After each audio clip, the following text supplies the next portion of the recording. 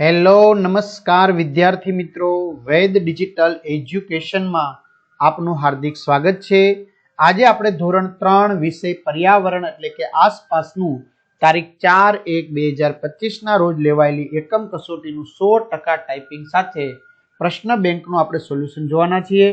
તો ખાસ વિદ્યાર્થી મિત્રો, ચેનલમાં નવા હોય તો ચેનલ સબસ્ક્રાઇબ કરી બાજુમાં આવેલા બેલ આઇકનને પ્રેસ કરો, જેથી તમને અવનવા વિડીયોની માહિતી નોટિફિકેશન મળી શકે। વિડીયો લાઈક કરો અને હા, તમારા મિત્રો દોસ્તોને શેર કરો। તો ચાલો જોઈએ મિત્રો, પ્રશ્ન બેંક વિષય પર્યાવરણ ધોરણ 3 પાઠ છે 14 થી 16, તારીખ 4/1/2025, કુલ ગુણ 25।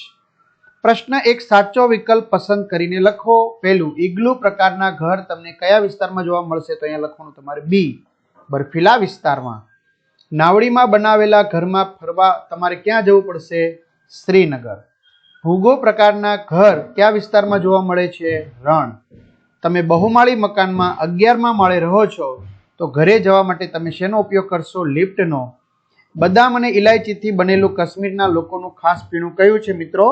કાહવા। તમારે એ લખવાનો। હોડીમાં બનાવેલા ઘરને શું કહેવાય છે? શિકારા। ઘણા બધા વિદ્યાર્થી મિત્રોની કમેન્ટ આવતી હોય છે કે સર, અમારે બધા જ વિષયના વિડીયો લેક્ચર જોવા છે। તો કાંઈ નહીં ભાઈ, વિડીયો લેક્ચર જોતા હોય તો મળી જશે। ઘણા મિત્રોને આની પીડીએફ જોતી હોય સોલ્યુશનની, તો એ પણ મળશે। ક્યાંથી મળશે સર?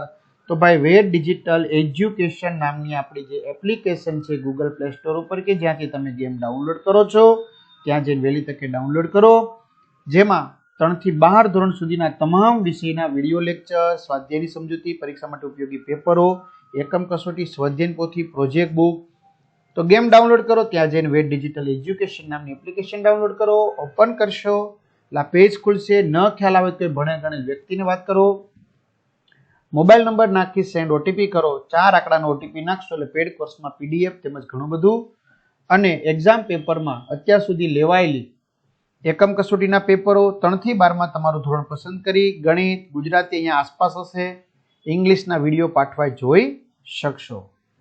ચાલો આગળ, તંબુ બનાવવા માટે કઈ કઈ સામગ્રીની જરૂર પડે છે? કપડું અને ખીલા। જાડી દિવાલવાળી માટીના ઘર કયા રાજ્યમાં જોવા મળે છે? રાજસ્થાન। પાકું મકાન કઈ કઈ વસ્તુઓમાંથી બને છે? સિમેન્ટ, રેતી અને લોખંડ। મકાનના સૌથી નીચેના ભાગને શું કહેવાય? ભોંયતળિયું। અસમમાં જ્યાં વધુ વરસાદ પડે છે ત્યાં લોકો ઘરમાં જવા માટે શેનો ઉપયોગ કરે છે? લાકડાની સીડી। ચમેલીનું ઘર મનાલીમાં છે, તો તે કયા વિસ્તારમાં રહેતી હશે? પર્વતીય। કયું પ્રાણી રણ પ્રદેશનું વાહન છે? તો કે ઊંટ। દાલ સરોવર ક્યાં આવેલું છે? કાશ્મીર। ભારતના કયા રાજ્યમાં સૌથી વધુ વરસાદ પડે છે? અસમ। ત્યાર પછી મિત્રો વર્ગીકરણ કરવાનું છે। પ્રાણી કોણ આવશે? તો મધ અને ઈંડા, વનસ્પતિ મકાઈ, પાલક, ટમેટા। પ્રાણીમાં દૂધ, માંસ, માછલી, વનસ્પતિ હળદર, બટાટા। જમીનની અંદર થતા મૂળ ગાજર, જમીનની બહાર થતા દૂધી, ભીંડો, ટામેટા। ત્યાર પછી મિત્રો જોડકા જોડવાના છે। રણ પ્રદેશનું ઘર, તો આમાંથી આપણે સાચો જવાબ ભૂંગો આવશે, તેને લખી દીધું છે। બરફવાળા પ્રદેશનું ઘર ઇગ્લુ, હોડીમાં બનાવેલું ઘર શિકારા, જંગલની મુસાફરી સમય બનાવતું ઘર તંબુ, મેદાન પ્રદેશનું ઘર બહુમાળી ઘર। ખૂબ જ ઓછો વરસાદ રાજસ્થાન, ભારતનું પાટનગર નવી દિલ્હી, ખૂબ જ વરસાદ પડે અસમ, કાશ્મીરનું પીણું કાહવા અને પર્વતીય પ્રદેશ મનાલી। અસમ વાંસના થાંભલા પર બનાવેલું ઘર, મનાલી પથ્થર અથવા લાકડાનું ઘર, રાજકોટ ઊંચી બિલ્ડિંગમાં આવેલું ઘર, રાજસ્થાન માટીનું ઘર, શ્રીનગર હાઉસ બોટ। સવિસ્તાર જવાબ આપો। પેલું, નાનું કુટુંબ અને મોટું કુટુંબ વચ્ચેનો તફાવત જણાવો। તો ભાઈ મોટા પરિવારમાં એટલે કે મોટા કુટુંબમાં એક જ ઘરમાં ઘણા બધા બાળકો રહે છે, તેઓ તેમના માતા પિતા ઉપર વધુ આધાર રાખે છે। માતા પિતાની સંભાળ રાખવા માટે ઘણા બાળકો હોવાથી દરેક બાળકોએ ઘણા બધા કામ કરવા પડતા નથી।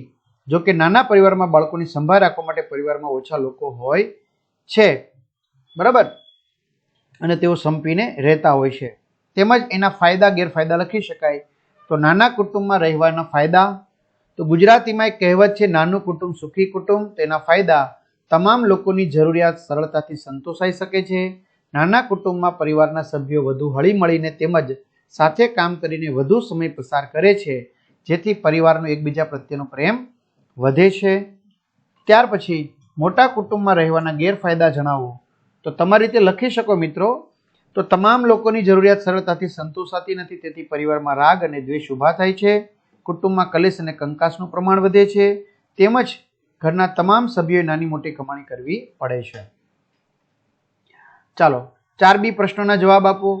તમે ઘરના કયા કયા કામમાં મદદ કરો છો? તો હું ઘરની સાફ સફાઈ કરવામાં, વસ્તુની ગોઠવણી કરવામાં, મમ્મીને પાણી ભરવામાં, સોફા સેટની ગોઠવણી કરવામાં, ધોયેલા વાસણ અને લૂછવામાં, પથારીમાં ચાદર પાથરવામાં જેવા કામમાં મદદ કરું છું.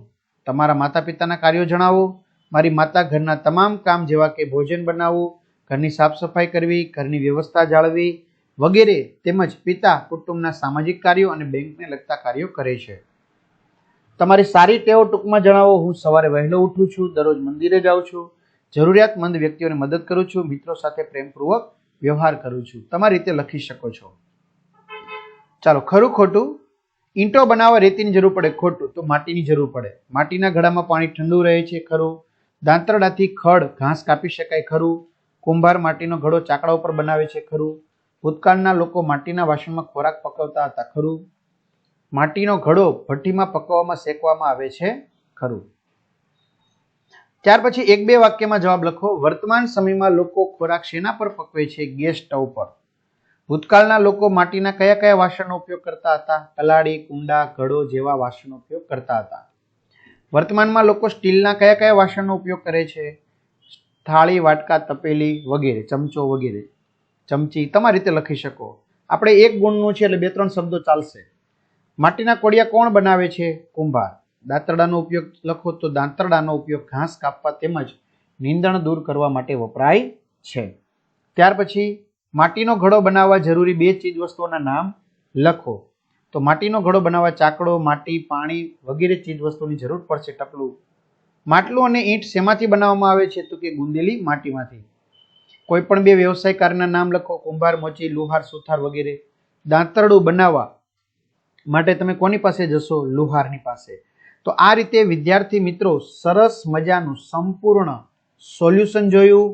આની PDF જોતી હોય કે પછી ધોરણ 3ના વિડીયો તમારે જોવા હોય કે પરીક્ષાના સમયે પેપરે, તો આપણી વેદ ડિજિટલ એજ્યુકેશનના પેડ કોર્સમાંથી તેમજ વિડીયોમાં જઈને મેળવી શકશો. બરાબર. તો તમારા મિત્રો દોસ્તોને જાણ કરો. ચેનલમાં નવા ચેનલ સબસ્ક્રાઇબ કરો, વિડીયો લાઇક કરો અને હા, આ વિડીયો તમને કેવો લાગ્યો ચોક્કસથી કમેન્ટ કરજો. બરાબર. જેથી આપણે તમને બીજી વાર વિડીયો પહોંચાડી શકીએ. અસ્તુ. જય હિન્દ, જય ભારત.